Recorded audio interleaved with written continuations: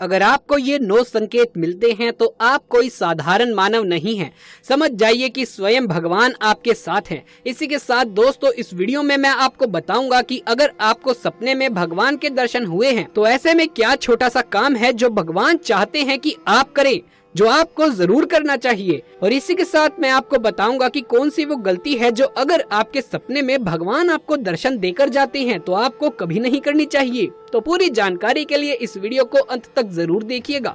नमस्कार दोस्तों, स्वागत है आप सभी का एक बार फिर से। दोस्तों, सच्ची श्रद्धा से कमेंट्स में जरूर लिख दें हर हर महादेव। इस संपूर्ण विश्व में सर्वशक्तिमान ईश्वर ही है और उनकी इच्छा के बिना एक पत्ता भी नहीं हिल सकता। ये बात समय समय पर सिद्ध हो चुकी है। ईश्वर प्रत्यक्ष रूप से भले ही दिखाई ना दे, लेकिन अप्रत्यक्ष रूप से वो संसार के कण कण में बसे हुए हैं। ये बात भी सत्य है कि हम में से कुछ लोग बहुत भाग्यशाली होते हैं क्योंकि उन पर ईश्वर की सर्वश्रेष्ठ कृपा होती है और कुछ ऐसी शक्तियां उनके आसपास हमेशा विद्यमान होती हैं जो हर समय उन्हें सही मार्ग दिखाती है और हर मुश्किल में सहायता करती है। यही नहीं दोस्तों, ये ऐश्वर्य शक्तियां कुछ ऐसे व्यक्तियों को चुनती हैं जो खुद भी सही मार्ग पर चलकर दूसरे लोगों को भी सही मार्गदर्शन करते हैं और उनकी सहायता करते हैं। लेकिन हमें कैसे पता चल सकता है कि कौन से व्यक्तियों के साथ ये अलौकिक शक्तियां हैं या ईश्वर की कृपा किन व्यक्तियों के ऊपर बनी हुई है? तो आपको बता दें कि हमारे प्राचीन ग्रंथों में कुछ ऐसे संकेतों के बारे में बताया गया है जिनसे हमें ये समझ में आ सकता है कि किस व्यक्ति पर ईश्वर की कृपा है और अलौकिक शक्तियां हमेशा उसके साथ मौजूद रहती हैं। तो चलिए जान लेते हैं उन संकेतों के बारे में। लेकिन उससे पहले आपसे एक छोटी सी रिक्वेस्ट है कि इस वीडियो को लाइक करके इसे अपने दोस्तों के साथ शेयर करें और अगर अभी तक आपने हमारे चैनल को सब्सक्राइब नहीं किया है तो इसे सब्सक्राइब करके पास वाले बेल आइकन को भी दबा लीजिए। पहली बात, जिस व्यक्ति में काम, क्रोध, ईर्ष्या, मोह माया, लोभ, अहंकार जैसी भावनाएं ना हो, ऐसे व्यक्ति को ईश्वर की श्रेष्ठ कृपा प्राप्त होती है। ऐसा व्यक्ति व्यभिचार नहीं करता, क्रोध नहीं करता या उसे अपने क्रोध पर काबू रखना आता है। ऐसा व्यक्ति कभी गाली गलौच नहीं करता, अपने मन में ईर्ष्या की भावना ना रखकर अपने आचरण और व्यवहार से दया और प्रेम की भावना से दूसरों के साथ पेश आता है। ऐसा व्यक्ति संतोषी व्यक्तित्व का होता है, यानी कि उसे किसी भी वस्तु का अत्यधिक लालच नहीं होता और उसे जितना प्राप्त होता है उसी में वो स्वयं को संतुष्ट मानता है। दूसरी बात, अगर किसी व्यक्ति को सपने में कई बार मंदिर या उसके आसपास का परिसर दिखाई देता है तो शास्त्रों में ऐसा व्यक्ति को भाग्यशाली माना जाता है।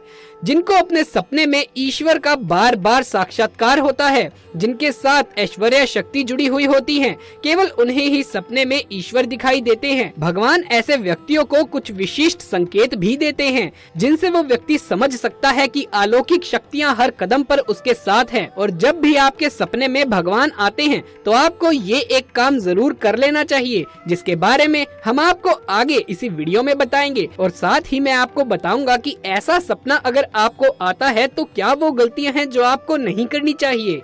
तीसरी बात, जो व्यक्ति अपने दैनिक कार्यों से बचा हुआ समय ईश्वर की भक्ति, आराधना और नाम स्मरण में व्यतीत करता है और ईश्वर को ही सत्य मानते हुए उनकी अनुभूति करने में समर्थ होता है, वास्तव में उस व्यक्ति के आसपास ही ऐश्वर्य शक्तियों का पवित्र घेरा होता है जिसके कारण उसे ईश्वर का आभास होता रहता है। चौथी बात, जो व्यक्ति समाज के प्रति अपना दायित्व समझते हुए सत्कार्य और पुण्य के काम करता है, मुसीबत में फंसे लोग तथा गरीब और लाचार व्यक्तियों को यथासंभव सहायता करता है, आपदा और विपदा के समय मनुष्य तथा पशु पक्षी की हर तरह की सहायता करता है, धार्मिक कार्य करता है, ऐसा व्यक्ति वास्तव में समाज के लिए उदाहरण सिद्ध होता है। लेकिन आपको ये बता दें कि हर कोई व्यक्ति ऐसा काम नहीं करता।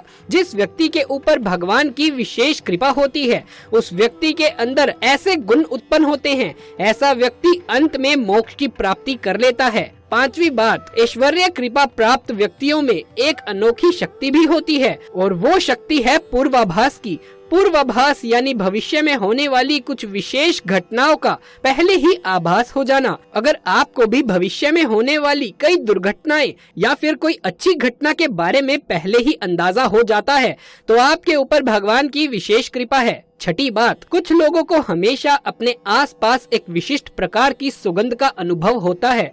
हमेशा सुगंधित फूल, धूप, अगरबत्ती या कपूर जैसी पवित्र सुगंध का झोंका सा हवा में तैरता हुआ महसूस होता है, तो ये उसके आसपास ईश्वर की उपस्थिति का संकेत है और देवी देवताओं का आशीर्वाद उस व्यक्ति पर होता है। सातवीं बात, ईश्वर का समय यानी कि ब्रह्म मुहूर्त, जो कि सुबह 3:30 बजे से लेकर 5:30 या 6 बजे तक का समय होता है।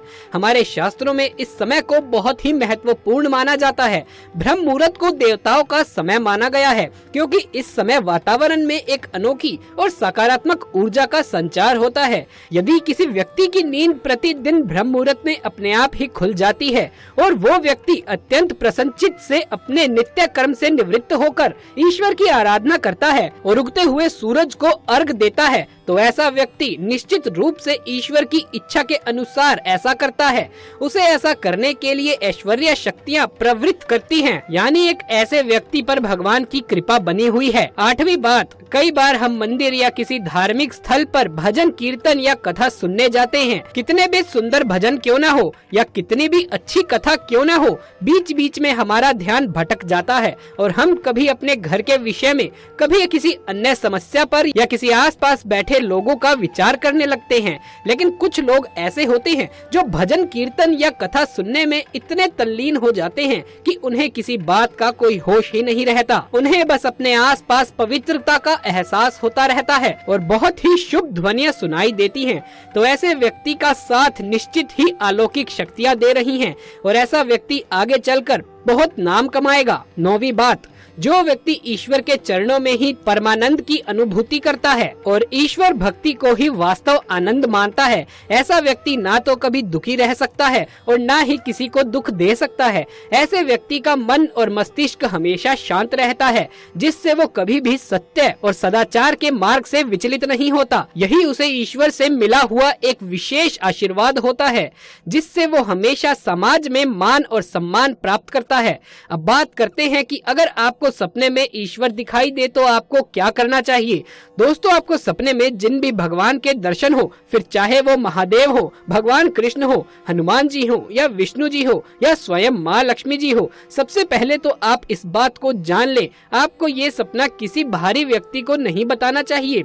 और इसका कारण ये है कि जब आपके सपने में भगवान दर्शन देते हैं तो मतलब वो आपसे खुश है और आपका अच्छा समय अब आने वाला है। लेकिन जब आप किसी बाहरी व्यक्ति को बता देते हैं कि आपके सपने में आपको भगवान ने दर्शन दिए हैं, ऐसे में आने वाले अच्छे समय को नजर लग सकती है। फिर चाहे आपका कोई शुभ चिंतक ही क्यों न हो, आपको किसी बाहरी व्यक्ति को ये बात नहीं बतानी चाहिए। दूसरी बात, अगर आपको दर्शन हुए हैं भगवान के और आप उनके किसी धर्म स्थल पर, मंदिर पर जाने की इच्छा लिए हुए हैं, काफी टाइम से जाना चाहते हैं, तो उन्हीं भगवान का आपके सपने में आने का संकेत है कि भगवान आपको दर्शन के लिए बुला रहे हैं।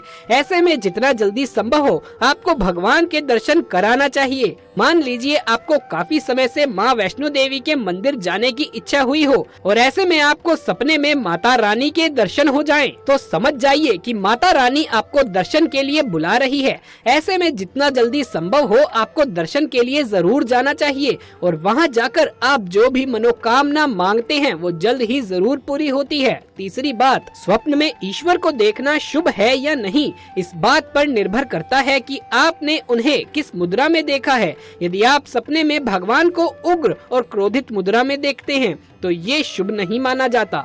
इसका अर्थ माना जाता है कि आपको कोई भी गलत कार्य नहीं करना चाहिए और अगर आप कोई गलत काम कर रहे हैं तो स्वयं में सुधार करने की जरूरत है। चौथी बात, यदि आप सपने में भगवान को अपने घर में देखते हैं तो इसका मतलब होता है कि आपके और परिवार के सदस्यों पर भगवान का आशीर्वाद बना हुआ है। वहीं यदि आप सपने में अपने कार्यस्थल या स्कूल जैसे स्थान पर भगवान को देखते हैं तो इसका अर्थ माना जाता है कि आपको अपने कार्य और शिक्षा के क्षेत्र में परिश्रम करने की आवश्यकता है। दोस्तों, ये थे वो 9 संकेत जिनसे हमें ये पता चलता है कि किस व्यक्ति पर ईश्वर की कृपा है। अगर आपको भी ये संकेत मिलते हैं तो कमेंट करके अवश्य बताइए। वीडियो पसंद आई हो तो इसे एक लाइक करके कमेंट्स में जय श्री कृष्ण अवश्य लिख दीजिए।